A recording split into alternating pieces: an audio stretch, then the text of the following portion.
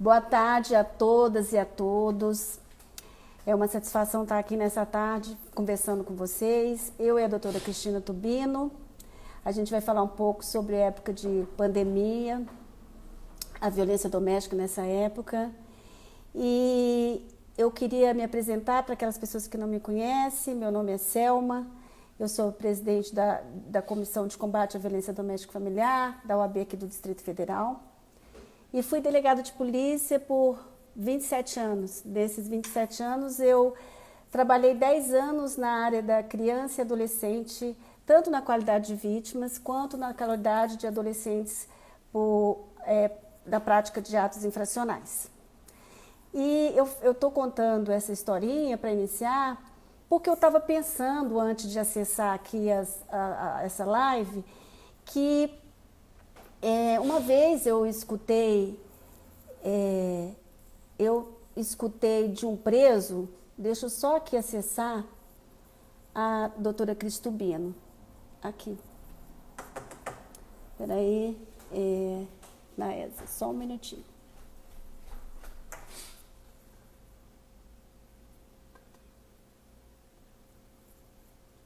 Tem que ser a Naesa.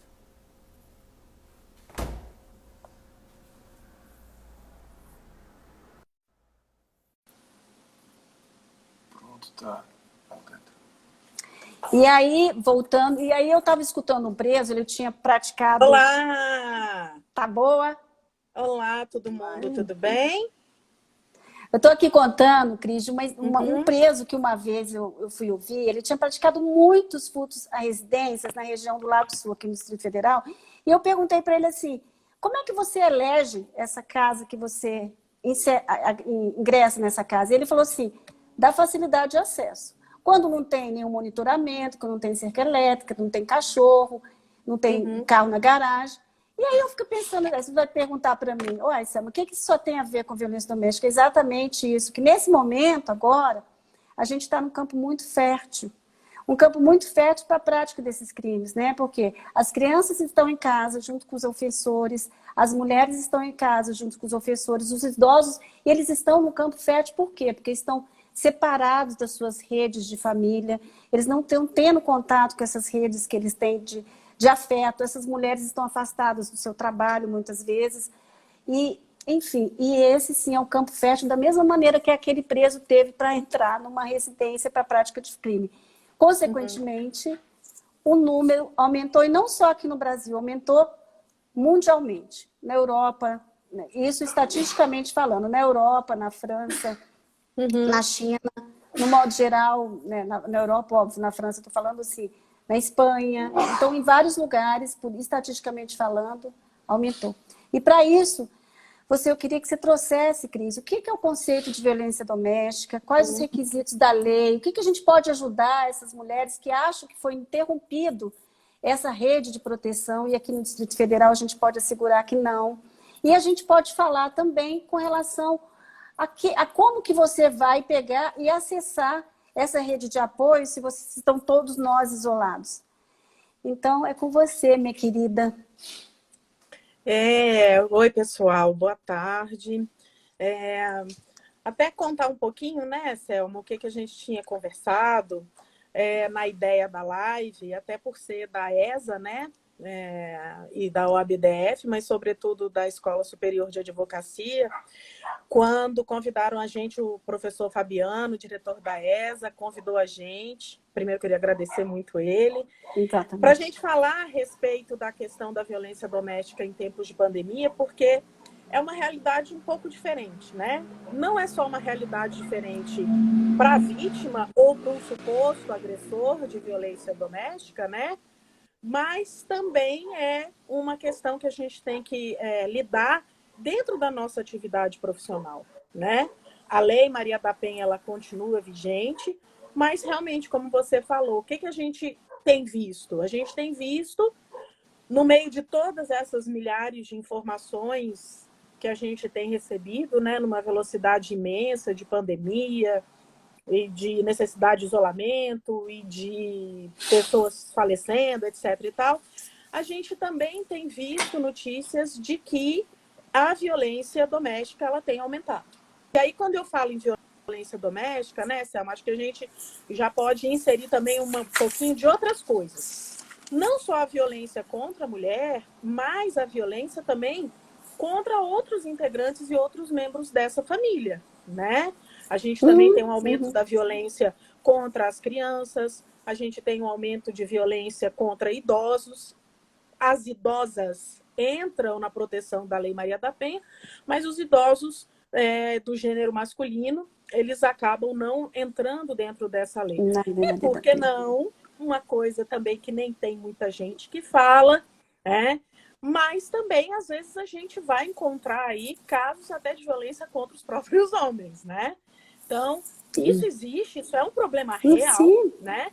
E é doméstico. Também, às vezes, exatamente, às vezes a gente pode encontrar também até, muitas vezes, problemas que estão relacionados até mesmo a falsas denúncias, né? Sim. Mas eu acho que a gente pode organizar um pouquinho, falando um pouquinho primeiro da questão mesmo do aumento da violência, né? O que a gente tem visto, que nem você comentou, no mundo inteiro, aumento dessa violência. No Brasil, que é o que talvez nos interesse mais agora, dentro de uma perspectiva prática de atuação, a gente tem visto muito caso e muito aumento de violência. Hoje mesmo eu estava lendo, teve uma pesquisa feita pela UFMG, junto com alguns outros órgãos e institutos de pesquisa, falando do aumento dessa violência e vendo fatores que, de fato, são relevantes e que acabam se envolvendo nesse aumento de violência, né? Eu acho que a primeira coisa que a gente não pode esquecer, que nem você tinha falado, é que a violência, doméstica, ela pode ser de várias formas. A lei, que é mais abrangente do que todos os outros tratados anteriores que a gente teve, mas a gente tem vários tipos de violência, né? Que pode ser uma violência física, que já é o extremo, a gente pode ter uma violência psicológica. O que a gente tem visto nessas pesquisas todas, muitas, são de violência também, além da violência psicológica, a violência moral, né? Que por exemplo, que são aquelas ofensas morais, e por que não aí uma violência sexual também, e às vezes até uma violência patrimonial, né? Então, são os tipos de violência que a gente tem previstos na lei e que a gente vê em todas as notícias, os estudos e toda a rede de apoio mesmo que a gente conhece, que a gente vê que vem se falando sobre esse aumento da violência, né? E assim, gente, de fato, o que nós temos que entender é que situações extremas e situações de mudança, né, acabam trazendo um estresse muito maior. Eu acho que ninguém que está assistindo a live aí pode dizer que não anda preocupado com o que está acontecendo no mundo, né? E muito mais do que esse estresse, essa preocupação, que pode não ser o tempo todo, mas ela pode vir em momentos específicos, né? A gente tem algumas circunstâncias que podem criar uma tensão maior. E a gente vê que isso vem acontecendo. Que são o quê? Primeiro, o necessário isolamento social, né? Que a gente sabe que a gente tem que ficar em isolamento social, não tem jeito, né? A gente não tendo vacina, não tendo uma cura milagrosa, a gente vai ter que se proteger do jeito que dá. E esse isolamento social acaba acarretando o quê? Muita gente trabalhando de casa, não é isso? Muita gente sendo mandada embora, né? E isso aí acaba acarretando um estresse, uma tensão, falta de dinheiro. E todos esses fatores se relacionam à violência, né? E acabam tendo uma tensão maior. Diga. O aumento de trabalho da mulher dentro de casa, que é fato, né? O aumento das atividades domésticas. E isso causa e gera, porque não tem uma cooperação, nós sabemos todo mundo disso, da parte masculina, obviamente com todas as exceções que existem. E a gente está falando aqui em regra geral, né? Não é... E isso tudo é o cenário para o aumento da violência, né? E o que eu acho interessante, a gente saber exatamente quantificar e poder auxiliar essas mulheres que são vítimas de violência, que às vezes nem se dão conta que são vítimas de violência, né? Claro. Até eu ia falar sobre uma coisa, Marília, que está aí, Marília Brambila, Eu vi. professora de Direito Penal, que atua na violência doméstica, grande amiga nossa, estava falando que realmente tem um relatório do Estado de São Paulo falando do aumento da violência num parâmetro de 44%. Minas Gerais também soltou um estudo ontem sobre isso, né? Falando do aumento da violência doméstica também. Rio de Janeiro também. Em âmbito nacional. E aqui também. E tem uma coisa que eu sempre falo, né? Brasília, a gente vive meio que numa bolha. No que se refere à assistência que a gente pode dar ao advogado na atuação ou a uma vítima, né? A rede de apoio, ela é muito rápida, ela é muito ágil. Muito rápida. A DEAN, com a doutora Sandra, é um exemplo de funcionamento de delegacia de proteção à mulher, né? E a gente também, a prestação jurisdicional é muito rápida. A gente vai falar isso daqui a pouquinho, que a gente vai conversar sobre como é que é essa atuação, quais são as medidas que o advogado pode tomar, como é que funciona essa questão das medidas protetivas de urgência. No DF, a gente vive numa bolha, né? Mas os casos de violência continuam acontecendo, né? Eu vou dar um exemplo para vocês, até, Selma, eu nem deu tempo de eu falar sobre isso com você, mas menos de meia hora antes da gente entrar aqui no ar, eu tinha uma cliente entrando em contato comigo, falando que estava com um problema sério com um parente dela, do sexo masculino, que estava mantendo a mãe, as irmãs e ela própria em cárcere privado. E ela tinha saído para trabalhar, e a mãe ligou desesperada porque estava numa situação absurda, né? Então, são casos que a gente vai ver. Teve uma pergunta bem interessante que eu vi passando aqui, porque também eu estou sem óculos, também, né, se são atenuantes, essa? Mas foi tão rápida, eu não peguei. Pois é porque eu estou sem óculos para ficar bonita na live. Então, assim, o que eu vi é que perguntaram se, por exemplo, essas circunstâncias poderiam vir a ser considerados atenuantes. Bom, isso aí já é num segundo momento de análise, né? Já lá com uma ação penal, o Poder Judiciário analisando o mérito dessa questão, não nessa primeira circunstância, muitas das vezes, da vítima de violência doméstica buscando a polícia, fazendo uma ocorrência, e aí havendo já aquela medida protetiva de urgência, né? Então, isso aí já seria numa análise de mérito, e aí, obviamente, vai depender muito das circunstâncias que você tiver, né? Só estar em tempos de pandemia, eu não sei você, Selma, o que você acha, mas eu acho assim, só estar em tempos de pandemia, problema financeiro, isso por si só não é uma circunstância que vá, pelo menos objetivamente, tá certo? Não, objetivamente fazer com que haja uma atenuação de pena ou algo assim, né? Porque senão... Mesmo que você leve em consideração a postura no momento do fato, toda aquela do Código de Processo Penal, eu acho também que não. Eu acho que nesse caso aí a pessoa responderá, enfim, tudo isso eu acredito que deverá ser em consideração. E considerando que a lei, inclusive, a lei é protetiva, né?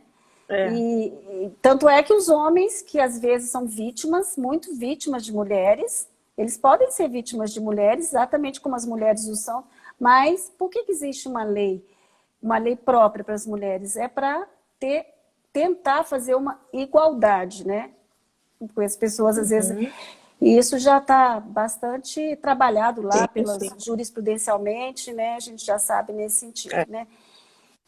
Marília fez até uma observação que é verdade, pode até ser uma circunstância agravante, né? A gente pode... Porque até quando eu estava falando, eu estava lembrando. Eu acho que entra mais ou menos numa análise parecida com embriaguez, né? A pessoa está embriagada, não pode ser considerado, por exemplo, uma circunstância atenuante, a não ser que a gente esteja falando de uma embriaguez culposa, mas uma embriaguez pré-ordenada pode acabar, dentro dessa violência, também ser uma circunstância que vai aumentar a pena, né? Então, são questões que devem ser analisadas ali no caso concreto. Que nem Tem você uma estava falando. pergunta aí, Cris. Eu estou gostando que está todo mundo participando, mas tá aí. Hum, Eu acho que a doutora Stephanie, eu é, não sei se é ela, que ela perguntou hum. a respeito, disse que tinha um caso de violência e que é É, complicado. eu, Essa ainda eu está vou, aí no visor.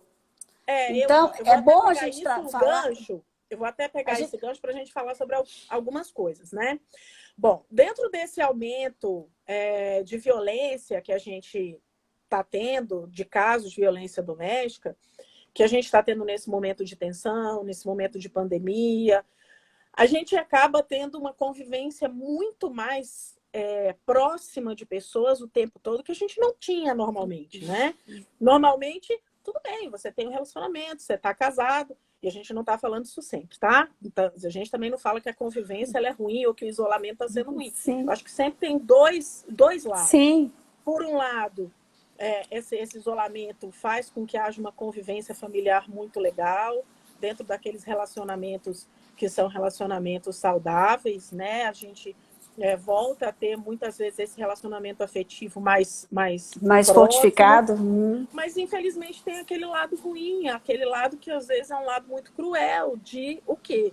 De às vezes muita gente vê que ali na família é o lugar onde ela deveria estar mais protegida dentro da sua casa, é o lugar onde ela está mais desprotegida e mais vulnerável. Ela, a pessoa, tá? Então, o que a gente observa? A gente tem observado um número maior de atos de violência por causa dessa proximidade. E eu ainda acho, Selma, que tem também um caso de a gente vê muita subnotificação. Por quê? O que eu acho isso? Não sei o que você acha, o pessoal que está participando aí da live. O que eu acho? Eu acho que tem muita subnotificação na medida em que, primeiro, as pessoas ficam com medo de sair de casa, às vezes para fazer o registro de uma ocorrência, porque não sabem que às vezes pode ser feito online, tenho certeza, daqui a pouco você vai falar sobre isso. Segundo, dentro daquela perspectiva da normalização e da naturalização da violência, muitas das vezes as vítimas começam a achar que aquele relacionamento conflituoso É é muito normal. normal. Xingar, você é uma idiota, ou você é um imbecil, e acaba levando aquilo dentro de uma normalidade. Bom, e aí acabam não falando. E aí, às vezes, o que acontece também? Às vezes a pessoa, como eu ouvi hoje, não, mas aí eu vou na polícia, essa pessoa que entrou em contato comigo, mas aí eu vou na polícia, a polícia vai fazer o quê? E aí eu expliquei, eu falei, olha só, dentro desses atos de violência faz-se a ocorrência policial e poderão ser aplicadas medidas protetivas. Dentre elas, e aí respondendo uma outra pergunta que passou por aí que eu estava vendo, dentre elas o afastamento do agressor do lar, do agressor ou da agressora do lar, né? Isso falando da Lei Maria da Penha. E esse afastamento, a gente sabe que por uma alteração legislativa, ela normalmente vai ser concedida pelo juiz, mas numa situação de urgência, na ausência daquele juiz para se manifestar naquele momento necessário, esse afastamento poderá ser concedido pela autoridade policial. Na ausência da autoridade policial, que a gente não tem muito no DF, que a gente sempre tem um delegado ali ou uma delegada trabalhando, mas a gente sabe que em outros estados, às vezes, a gente não tem delegados em todas as comarcas. Então, a gente tem aquele agente de polícia ou agentes que estão ali trabalhando, né? E que eles poderão, já de plano, aplicar essa medida protetiva de afastamento. Obviamente que quando a autoridade policial ou o agente conceder essa medida de afastamento do agressor do lar, vai haver a necessidade de uma apreciação do judiciário quanto à necessidade, legalidade, cabimento daquela medida, né? Mas ela pode ser aplicada. E o que eu vejo? Tenho visto nas reportagens, nos casos, nas pessoas que procuram. Exatamente pessoas com dó das outras. Não, mas olha só, a gente está em isolamento, questão de pandemia, e aí eu vou na delegacia e vai acontecer o quê? Ele vai ser retirado daqui, vai ser levado para onde? Né? Então, existe preocupação que às vezes gera essa subnotificação. Que o que vai acontecer? A pessoa não vai denunciar, ela não vai falar. Eu vou contar para vocês, essa pessoa que me procurou, quando eu contei o que poderia ser feito, ela falou, não, eu vou ver o que dá para fazer, vou ver se dá para conversar. Né? E isso às vezes pode acarretar, chegar num momento um pouco mais grave, de uma situação às vezes até irreversível. Mas como eu tinha falado, apesar de você que ser anfitriã, não, de jeito nenhum. Você que é a mestra. Como eu tinha falado, eu acho que uma coisa legal para gente ressaltar também, Selma, é como é que tem funcionado essa questão de como é que pode se fazer essa comunicação, essa notificação. Aqui no DF a gente tem uma realidade um pouquinho diferente, mas eu acho que é super importante da gente conversar como é que isso tem sido feito, né? E aí você, eu vou tentar dar uma falar resumida. Eu estou vendo aqui que muita gente que está nos ouvindo é advogado, né? Eu estou percebendo aqui que alguns nomezinhos a gente conhece, então são doutores aí, a doutora Marília pôs até o artigo 22 para facilitar o nosso bate-papo. Eu agradeço muito a ela e me sinto até honrada com a presença dela aqui. Eu queria só falar mais ou menos como uma troca, né, de ideia, como é que está funcionando aqui no Distrito Federal. Antigamente já existia a delegacia eletrônica da Polícia Civil, do DF, e com alguns delitos só.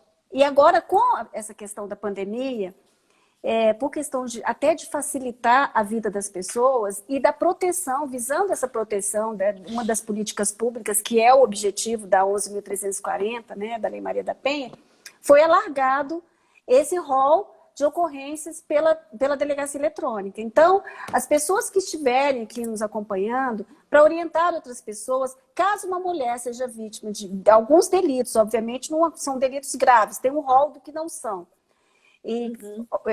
Lesão corporal de natureza grave, enfim, mas os delitos da violência psicológica, da ameaça, da violência moral, da injúria, difamação, né, e a calúnia, ela pode sim registrar essas ocorrências pela delegacia eletrônica. Ah, mas eu não tenho acesso. Peça alguém que possa auxiliar nesse acesso para que não precise um deslocamento até a delegacia da área ou a delegacia da mulher. Então, constatada essa violência, a pessoa registra a ocorrência, mas aí o que vai acontecer? Aí tem uma central, né, que vai recepcionar isso e vai encaminhar para a delegacia mais próxima, e esse policial pegará essa ocorrência, analisará essa ocorrência e entrará em contato imediatamente, né, com essa vítima. Está acontecendo de uma forma muito rápida esse andamento, né? Então, é muito importante que as pessoas não se dirijam à delegacia da mulher, não se dirijam à delegacia mais próxima, porque imagina uma pessoa que reside lá em Braslândia. Para ela se deslocar, por exemplo, até a delegacia da mulher, às vezes ela não tem condições. Né? Então, sim, não precisa. E nós temos também várias outras ferramentas nesse sentido, né? Nós temos até o WhatsApp do Núcleo da Mulher, nós temos várias outras ferramentas que possam ser feitas para esse socorro, essa proteção, essa rede de proteção aqui no Distrito Federal. Então, primeiro essa denúncia e depois, mas e se eu precisar de uma medida protetiva? Esse policial manterá contato e a medida protetiva vai ser requerida e encaminhada ao judiciário, normalmente está sendo muito rápida, para que seja deferida ou não deferida. Continua, doutora. Deixa eu só acrescentar uma coisa aqui importante.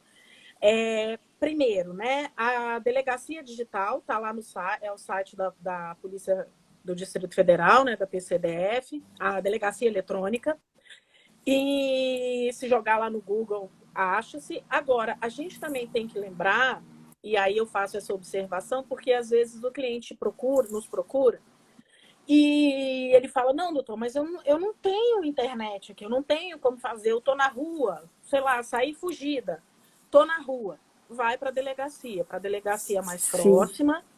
Cada delegacia tem que ter um núcleo de atendimento, certo? E lá mesmo você faz o pedido dessas medidas protetivas. Só fazendo uma observação. Medidas protetivas também poderão ser requeridas pelo advogado lá no sistema do TJDFT, falando daqui do DF, né? Então, a gente entra lá no PJE, se ele estiver funcionando, e aí a gente faz esse requerimento, tá? Então, você não precisa esperar essa manifestação ou ter essa ocorrência, não é um pressuposto. É claro que se o advogado tem esses elementos, tem essa ocorrência, e é muito comum, às vezes, a vítima entra em contato com a Selma. Ah, doutor, olha só, eu fiz uma ocorrência lá na delegacia eletrônica da Polícia Federal, e eu fiz essa ocorrência, até agora nada aconteceu. Aí a Selma pergunta, mas você fez o pedido das medidas protetivas? Às vezes a pessoa nem sabe o que é isso.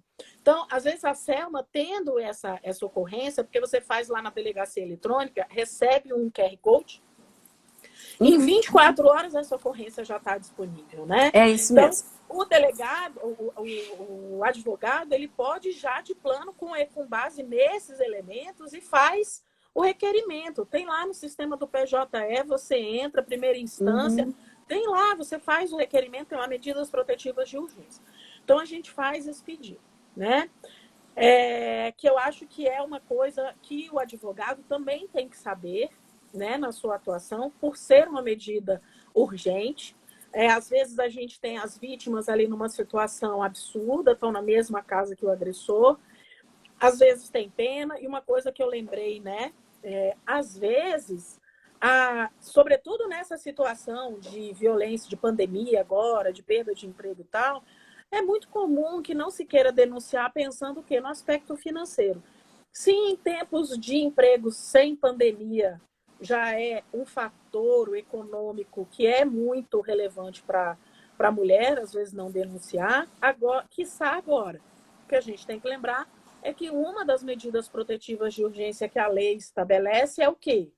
Uma dessas medidas é a fixação de alimentos, né? Para a vítima, para os filhos, para que essa mulher não fique desamparada quando ela denuncia essa ocorrência, né? Desculpa te interromper. Pode continuar. Não, é exatamente isso, doutora Cristina. É que as medidas protetivas não é só o afastamento, a ausência de contato, sabe? E quando a gente trouxe lá na frente, as vítimas podem, nesse momento, inclusive, ter alguma amiga de alguém que está nos ouvindo, ou ter conhecimento, ou advogado ter conhecimento, de algum fato de cárcere privado ou de constrangimento ilegal. Né? Então, seria interessante a gente ver o que seria cárcere privado, né? É a pessoa ser impedida, tolhida de ir e vir de algum lugar. Então, às vezes, o ofensor não deixa essa vítima sair de casa, não deixa essa mulher dele sair de casa. Então, é muito importante que as pessoas observem isso e denunciem. Daí a importância da denúncia. Essa denúncia ela também pode ser feita pelo 180, pelo 190. Aqui em Brasília, realmente é diferenciado. Pelo 197, o 190 da Polícia Militar, o 197, e pode ser feita, inclusive, de forma anônima. Então, esse auxílio secundário, essa irmandade que a gente está tanto vendo nos finais do noticiário, essa questão da solidariedade, ela tem que ser estendida, e aqui, eu acho que foi a Vivi falou que a gente tem que meter a colher, é uma tônica, né? A gente tem usado muito essa metáfora, que a gente realmente tem que se irmanar com o sofrimento das pessoas que estão dentro dos seus lares, porque o propósito de ninguém é sofrer, de ninguém é casar e permanecer em sofrimento. Uma criança que também é sempre vítima de maus tratos, essa criança certamente vai ser um agressor no futuro. Então é muito importante que a gente seja irmanado. E constitucionalmente, no caso das crianças, é dever da família, e na ausência dela, da sociedade, supletivamente do Estado. Essa linha, ela nem é alfabética, é uma linha realmente, uma ordem cronológica que o legislador colocou, para que a gente realmente veja, a família teve falta, então a sociedade, e aí todas as organizações civis, somos nós todos, é a vizinhança, né, que cada vez não pode se calar nesse sentido. E às vezes o que a gente percebe? Muitas vezes os vizinhos, as pessoas que vivem próximas, às vezes pessoas que vivem em casas mais afastadas nem têm essa percepção. Mas às vezes os vizinhos, nessa questão de isolamento social, começam a ouvir as agressões que acontecem nos apartamentos, que não ouviam antes, porque não estavam trabalhando e tal. Então, essa denúncia de um terceiro, ela pode ser feita anonimamente, realmente. Para que haja um auxílio, para que haja um suporte. A gente viu até por aí, nas redes sociais, mostrando bilhetinho, se você está sofrendo violência doméstica, pode vir aqui para o meu apartamento e tal. Eu acho que é um cuidado que a gente tem que ter. E, na verdade, a gente tem até a legislação... eu pensando... Eu ia falar isso, a doutora Marília já... Eu até escrevi o pensamento. A legislação estabelece isso como sendo uma obrigação de fazer essa comunicação, né? A gente tem um grupo de pessoas hipossuficientes e é por isso que existe a Lei Maria da Penha. E outra, né, gente? Quando nós falamos de pessoas hipossuficientes, são aquelas pessoas mais vulneráveis, tá? Se tem uma coisa que a violência doméstica é democrática, tá? Ela está na democrática que nem o coronavírus. Não é rico, não é pobre, não importa onde mora. A gente vê sempre, né? Então, a lei existe por quê? Porque se verificou dentro de um contexto que a mulher era mais vulnerável. Do mesmo jeito, estou vendo aí o nosso amigo Charles Bica, maravilhoso, presidente da Comissão de Defesa da Criança e do Adolescente aqui do ABDF. É uma coisa muito importante. A vítima, as crianças e os adolescentes também são mais vulneráveis, né? Do mesmo jeito que os idosos são mais vulneráveis. Existe uma dependência financeira, dependência afetiva. Então, a gente tem que, e a legislação existe exatamente para isso, para essa proteção, né? E é muito importante a gente... Uma coisa que a gente não pode esquecer de falar, e que obviamente isso aqui é só relembrar, e quem está nos ouvindo aqui é todo mundo catedrático nessa questão, mas eu vejo que tem gente aqui que ingressou e que não conhece a legislação, é a gente também falar de quem seria, todos nós somos vítimas que estamos no lar, mesmo que a vítima seja um homem, um idoso, quem for o autor não vai responder na dureza da Lei Maria da Penha, né? Mas vai responder sim, da mesma maneira, né? E seria interessante tratar de quem seria o sujeito ativo, quem é o autor dessa violência, no caso da violência doméstica, e quem seriam as vítimas. Eu acho que seria interessante. Sim, isso a gente tem que saber na nossa atuação profissional, né? Porque eu acho que o primeiro momento da atuação do advogado, né, Selma, é na orientação do cliente, né? Sim. E eu não sei se acontece com você ou com o pessoal que está assistindo, as vítimas mulheres de violência doméstica, eu vejo como muito comum que muitas vezes ela procura a gente para buscar informação, para saber quais são os direitos dela. Sim. É muito comum. É muito comum ela buscar os direitos e ela sumir. Aí depois ela aparece, né? E às vezes porque está numa fase de que aquela violência está mais calma, ainda não chegou no extremo, né? A situação de risco dela é um pouco menor. Então, só xingamento, nem se dá conta. Pois é, essa situação de risco, gente, que eu falo, a gente aprecia com critérios objetivos. Quem alguma vez na vida já pegou um processo de violência doméstica, viu que lá no processo, no inquérito, tem um questionário. Ah, sim, um questionário. Não sei se você falou sobre isso. Tem um questionário do MP, que às vezes as pessoas falam assim, eu nem vou ler, porque isso aqui é um negócio para MP. Não, aquele questionário, gente, ele é importante, por quê? Porque ele muitas vezes subsidia a medida protetiva que vai ser dada. E às vezes que você vai poder requerer. Por quê? Porque ali mostra a situação de risco. Qual é o risco? Por exemplo, uma mulher que está numa casa de um agressor que tem arma de fogo está numa situação de um risco muito maior do que quem não está com arma de fogo em casa. Lá se pergunta, homem que bebe fica mais agressivo quando bebe? As formas de violência que a vítima já sofreu é exatamente para analisar em que momento, em que escala de violência a gente está, né? Lembrando que numa situação de pandemia, numa situação de estresse, tudo isso tem que ser olhado de uma forma mais cuidadosa, mais carinhosa. Por quê? Porque por conta dessa questão da naturalização da violência, às vezes, a própria resposta da vítima, a própria resposta da pessoa que está sofrendo a violência, ela é um pouquinho viciada, né? Às vezes a gente vai e pergunta, não, mas o que está acontecendo? Você está bem? Eu ouvi gritos. E aí, às vezes, a pessoa fala, não, está muito estressado, menino correndo de um lado para o outro, e isso é muito estressante. Não justifica, gente. Não justifica. E a gente tem que ter esse olhar para ver se realmente está diminuindo um pouquinho a responsabilidade do outro, né?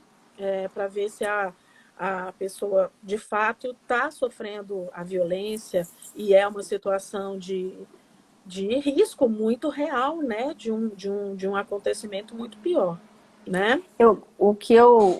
Uma coisa que a gente tem que lembrar também dessas ferramentas é também o núcleo do idoso. Nós temos também a delegacia DECRIM, que é uma delegacia do idoso, que ela tem um trabalho bom, apesar do núcleo de funcionários extremamente espremido, mas muito comprometidos.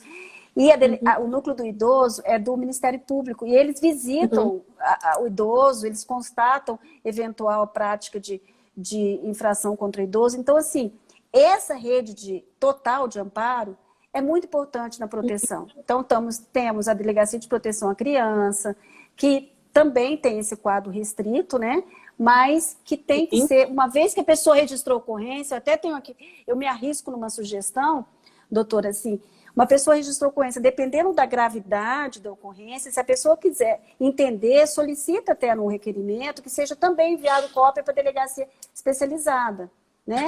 Porque o que a gente tem que lembrar é que cada um desses vulneráveis que a gente está falando mais aqui, tem uma legislação que vai estar por trás protegendo. Sim, né? sim. O Estatuto da Criança, o Estatuto da Criança e do Adolescente, ela tem lá crimes que às vezes as pessoas não conhecem e falam assim, não, lá só tem crime que criança e adolescente vai cometer. Bom, primeiro que criança e adolescente não comete crime, comete ato infracional, né? Infracional.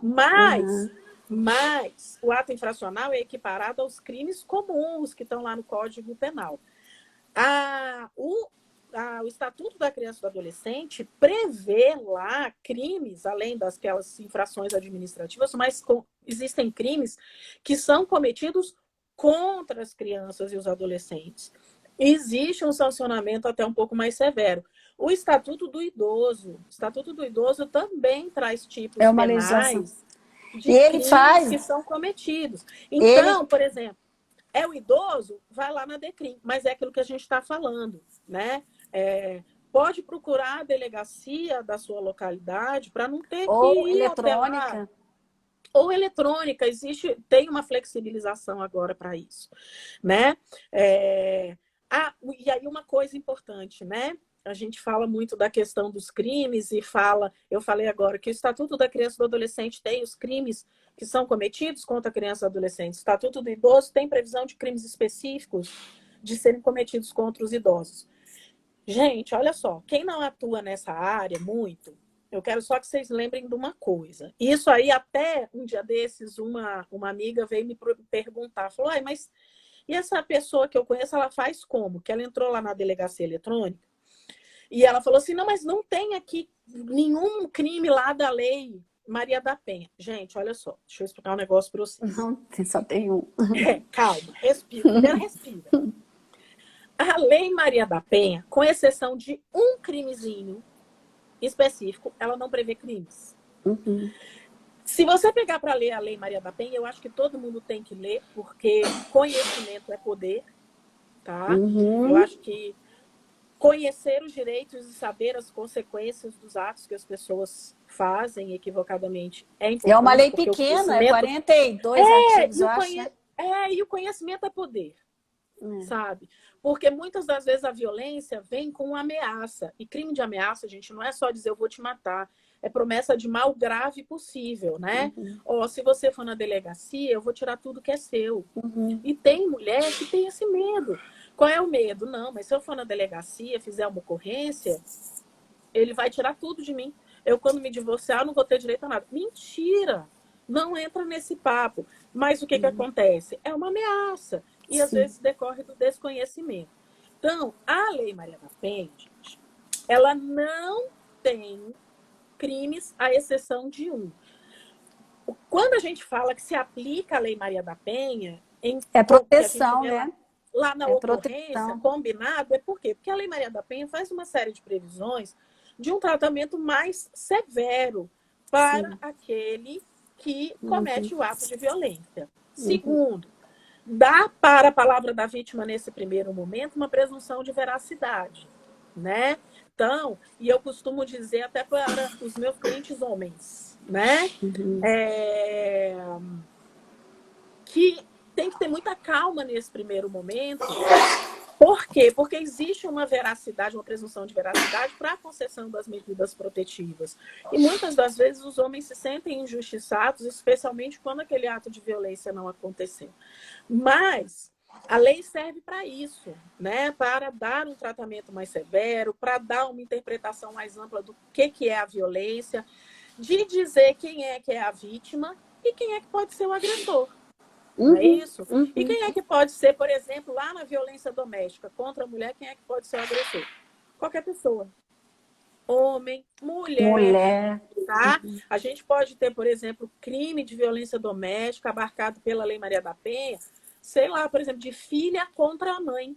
Uma filha que está maltratando a mãe idosa.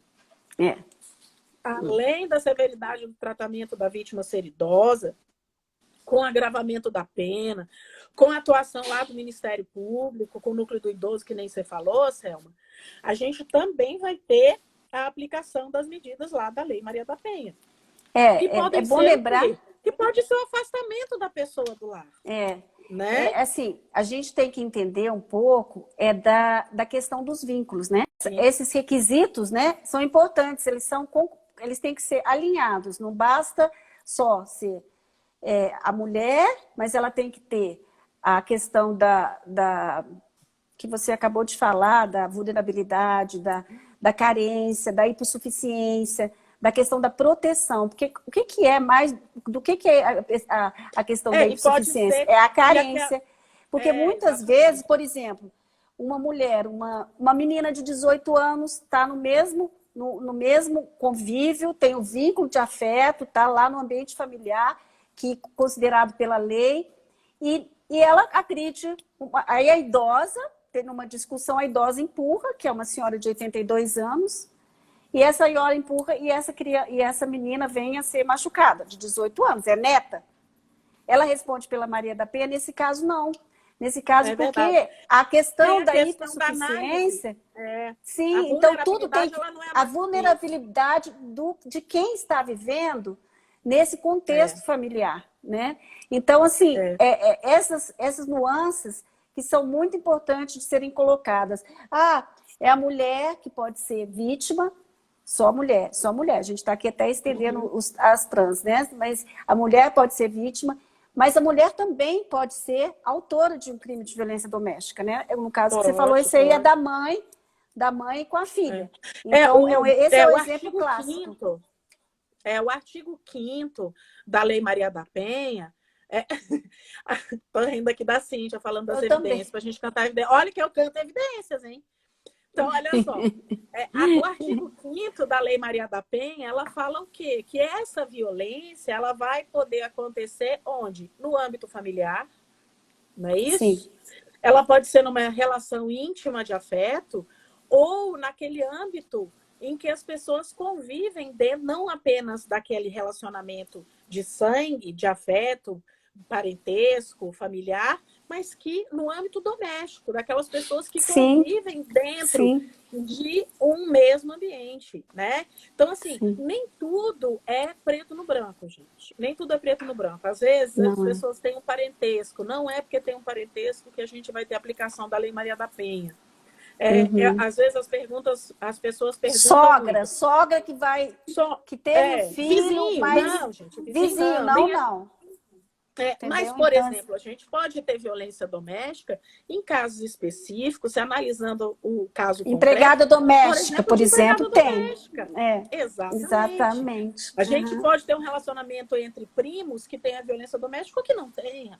Que sejam pessoas que não têm essa convivência, essa vulnerabilidade, essa relação mais próxima, né? Então, E a gente ter esse conhecimento e ler a lei, saber, isso é importante para que a gente, de fato, saiba se aplica ou não. E aí eu queria, só para fazer uma observação, que eu meio que já vi aqui, que o nosso tempo está mais ou eu que menos tenho que indo... ver. Eu que tenho que ver, né? Não, Quantos eu sei que minutos faltam aí? 15 minutinhos, né? Que é uma horinha que a Tá, gente tem. tá bom. Mas assim, Tá gente, olha só. Aí você vira para mim e fala assim, Cris, olha só. Ô, Selma, eu tô com um problema com o cliente. Que é o seguinte, achei lindo, maravilhoso vocês falando aí de vítima, de mulher, vítima de violência doméstica. A gente sabe que acontece uma coisa horrível. De crianças, idosos, mas eu tenho um cliente meu, homem, que apanha da mulher. Né? O primeiro constrangimento dele é porque já com certeza teve gente rindo aí, falando, pô, coitado, o cara apanhando da mulher. Gente, acontece demais. Vocês estão achando que não acontece muito. Vou interromper para dar um beijo para Marisa Gaudio, linda, maravilhosa, presidente da CMA do Rio de Janeiro, que está aí, faz um trabalho maravilhoso por lá. Bom, então, o que a gente tem que saber é o seguinte, casos de violência doméstica de mulheres contra homens existem, gente. A diferença é que não há a aplicação da Lei Maria da Penha, obviamente. Essa aplicação, por analogia, não existe. Logo quando a lei entrou em vigor, teve umas 3 decisões, mais ou menos, que se tentou essa aplicação. Depois o Supremo Tribunal Federal Doutora, veio é importante falar por quê, mas não quer dizer que essa pessoa não seja... Ela vai responder pelo 9.091. Tá. Isso, estou chegando aí. Desculpa. Não, amor.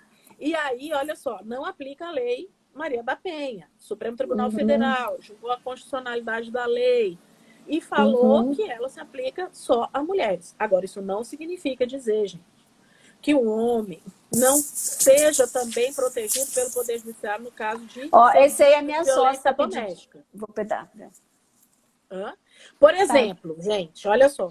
Se vocês forem ler lá o artigo 129, parágrafo 9º, que é o que fala da lesão corporal decorrente de violência doméstica, ele não fala que a vítima é a mulher. Ali é uma violência doméstica geral. Por exemplo, que o homem também sofre uma lesão corporal decorrente de uma violência por uma mulher, a sua familiar, sua parente, ou sua esposa, sua companheira. A diferença, gente, é o seguinte, que se esse homem precisar de alguma medida de proteção, percebam que eu não falei de medida protetiva, eu falei de medida de proteção. Já vi casos, a mulher foi lá na casa do cara com um taco de pedaço de pau e quebrou o carro do menino todinho. Esse homem precisa de uma proteção. Vai que essa mulher encontra esse homem no meio da rua com esse pedaço de pau, acaba com ele. Ele vai poder buscar o judiciário, buscando uma medida cautelar, baseia lá no 319, naquelas medidas cautelares diversas da prisão, e buscar essa proteção. E aí, se vai ser no juizado especial, se vai ser numa vara criminal, vai depender do crime ou da conjunção de crimes. Né? Aí a gente vai ter que analisar a competência de cada um. Então, assim, homens vítimas de violência também, gente, são protegidos, têm que ser protegidos. Alguns sofrem até mais constrangimento, né? De buscar esse apoio do Poder Judiciário, mas isso também existe, gente. Tá bom? Contra o filho. Perguntinha aqui. O pai contra filho, convivem juntos e vice-versa. Gente, isso é um problema, Vivi. Não só de pai com filho, mas também de mãe com filho ou com filha. Filho e filha, menor de idade, comete ato de violência contra a mãe, por exemplo. Esse caso vai ter aplicação da Lei Maria da Penha, mas sabe onde é que isso vai ser julgado? Lá na vara da infância e da juventude. Quem vai analisar a concessão da medida protetiva vai ser lá na vara da infância. Vai aplicar. Né? Vai ser aplicada uma medida protetiva. A questão do pai contra o filho, aí depende algumas coisas, né, Selma? Depende se esse filho é maior ou menor de idade. Se ele for o filho agressor maior de idade, aí vai se buscar lá o judiciário, vara criminal ou juizado, na busca dessas medidas lá cautelares diversas da prisão do 319. Se o agressor for menor de idade, aí vai haver também ter que ver se for menor de 12 anos... Aí, se o menor de idade for vítima, aí vamos ter que chamar o conselho tutelar. O conselho tutelar vai agir, muito Ou se ele for, provavelmente se o menor vai de ser idade, tirado. Cris, Fale, deixa eu fale. só fazer uma observação, desculpa, dá licença, só um Claro. minutinho. Doutor, é o seguinte, se ele for menor de 12 anos, aplicar-se-á a ele uma medida protetiva. Quem aplica? O Conselho Tutelar, né, nos moldes do 98 e do 101 do Estatuto da Aí, Criança. gente, mas E essa se medida ele protetiva que a Selma está falando é uma medida que não é é lá essa do da Maria Estatuto da da Penha, é lá Criança. do ECA. É, É lá do é, ECA. é, Porque menor de 12 anos, mesmo quando comete ato infracional, ele recebe uma medida de proteção, é. né? Porque lá no 98 do ECA, ele traz lá a situação de risco. O fato da criança estar em situação de risco em razão da conduta da criança. Então, abaixo de 12 anos, ou seja, criança, se praticar um ato, uma lesão grave, até uma tentativa de homicídio, a ele aplicar-se nos moldes do 98 e do 101 do Estatuto da Criança. Se for maior de 12 anos, né, um adolescente entre 12 e 18 incompleto, aplicar-se-á a questão do procedimento de ato infracional que será Deixa eu, transitado lá na vara da infância. deixa eu só fazer uma observação que a Cíntia até perguntou. Gente, olha só. Por exemplo, pai contra filha, tá certo? O pai agressor contra a filha vai lá para violência doméstica mesmo, vai lá para a vara de violência doméstica, juizado de violência Normal, doméstica. Né? Uhum. O que muda a competência é quando o agressor ou a agressora for menor de idade. Que aí o agressor menor de idade, aí a gente vai ter a vara da infância e da juventude atuando. Tá certo? Então, assim, o Conselho Tutelar é chamado no primeiro momento para aquelas tomadas de providência, etc. e tal, e depois a vara da infância e da juventude vai tomar essas providências, essa cautela. Mas só quando ele for menor, o autor. Se a vítima for menor de idade e o agressor ou a agressora maior, aí é o que eu falei. Se a vítima for mulher, menina, nascida ou biologicamente ou socialmente, que isso é uma coisa importante, não é só a mulher Sim. nascida biologicamente, mulher que pode ser protegida pela Lei Maria da Penha, essa mulher e esse agressor vai correr lá na violência doméstica. Tá certo? Lá no juizado de violência doméstica, né? Então, assim, Cristina, o que a gente tem... Diga. Eu acho que a gente podia falar que a gente tem tão pouco tempo, né, agora, com relação ao negativo de uma medida protetiva. Não foi deferida uma medida protetiva, ou então concedida uma medida protetiva. Quais seriam as ferramentas jurídicas que a gente pode adotar para os advogados? Acho que seria interessante, mas a gente podia falar assim, rapidinho. Entendeu? Vamos lá. Então, se foi negada uma medida protetiva... Vamos lá. Bom, vamos lá. Concedida, que é mais fácil, uma medida protetiva. É mais fácil. Se você está advogando para o suposto agressor ou agressora, né? Aí você vai ter que ver qual é a natureza da medida. Se ela tem uma natureza cível, como suspensão ou restrição do direito de visita ou alimentos, e aí contra ou a favor você vai atrás lá da vara cível com agravo de instrumento, né? E se for criminal, se você tiver pelo agressor, você pode tentar impedrar ali um HC, né? Para você buscar que aquela medida seja escoada quando ela disser, por exemplo, uma restrição de um direito de ir e vir, né? Por exemplo, lá a questão de proibir a pessoa de se aproximar e frequentar determinados locais. Na negativa, aí eu até estou lembrando aqui numa discussão que eu e Marília Brambila, que está assistindo nossa live, nós tivemos numa situação concreta, né? Se tiver uma negativa, natureza cível, vamos lá no agravo de instrumento, né? Quando for de natureza penal, bom, existem tribunais que falam que seria um determinado tipo de medida, por exemplo, né? Aqui no TJDF a gente tem a possibilidade do recurso em sentido estrito, né? Ou de uma correção, que às vezes depende do regimento interno, quando não houver previsão de recurso. E a Marília lembrou de uma circunstância muito interessante. Ela lembrou de um caso que nós discutimos, que Na vara da eram infância. dois menores. O agressor menor e a vítima menor de idade. E foi requerida uma medida, né? E essa medida, ela foi negada. E aí a gente começou a discutir. Porque, por exemplo, aqui no TJ, né? Ah, o que faz? Bom, tem ou o recurso em sentido estrito, que é aceito, ou a reclamação. Também aceita a reclamação como medida lá prevista no regimento interno do TJ, quando não houver recurso previsto contra aquela decisão.